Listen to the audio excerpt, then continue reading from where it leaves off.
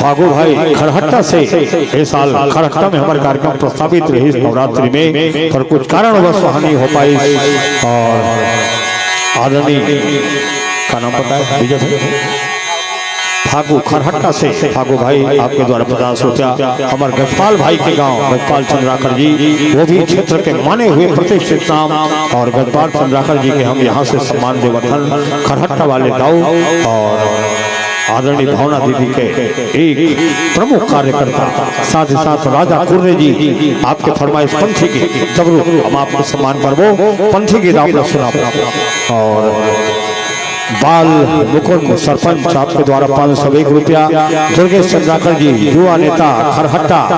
और गोलू चंद्राकर जी डोमसरा आप सबके द्वारा 501 रुपया के पुरस्कार हमारे बाल मुकुंद सरपंच जी, दुर्गेश चंद्राकर जी खरहट्टा वाले और डोमसरा वाले गोलू चंद्राकर जी, आप बहुत बहुत धन्यवाद कि आप अपना सम्मान दे।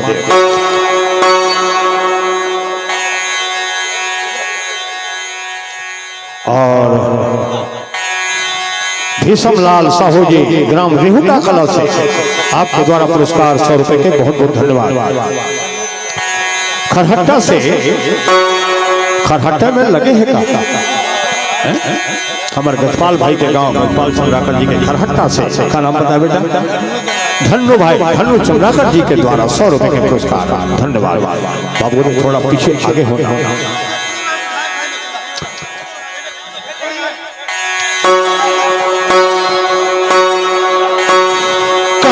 मखीरा के 3 फाकी वो जीवन है चाहे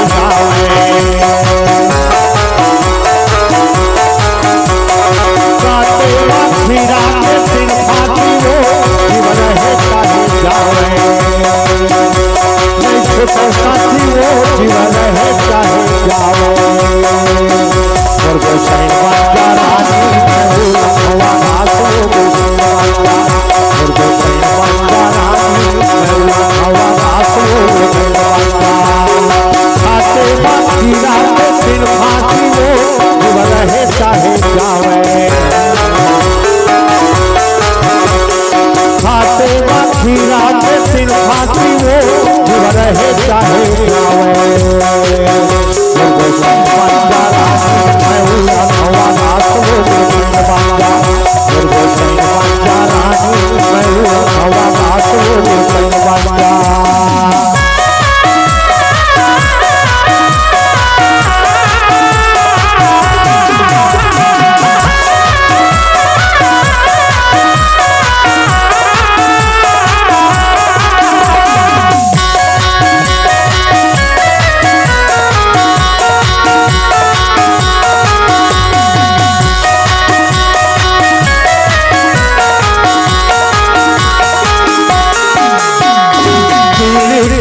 लाल कोई दिलवाओ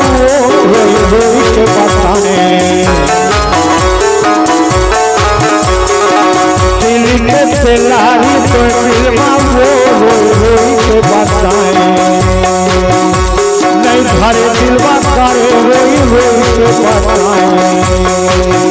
और वो जाए बंदा रानी मैं हवा रात वो जाए बंदा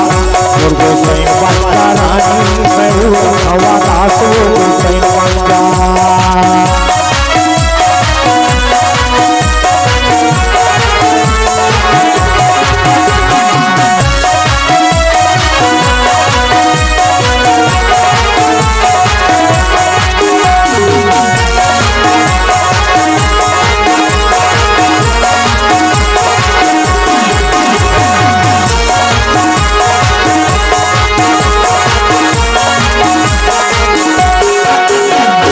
दरिया के पारे खनल बुझा वो दिलवाली तोला जाने दरिया पारे खनल बुझा वो दिलवाली तोला जाने सब सठ को छारे दिलवाली तोला जाने चले सैन बंदा रानी हवा रात वो सैन बंदा मैं सैन बंदा रानी हवा रात वो सैन बंदा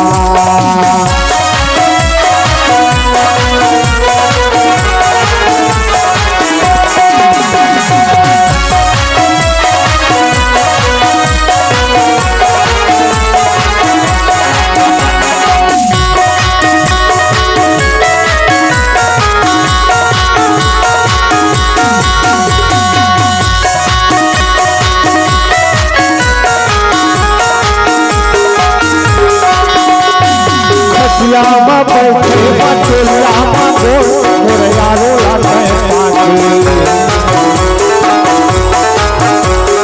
खटियामा बैठे मचुलियामा गोल मोरे यारो लाटे पाटी ये निकल आवे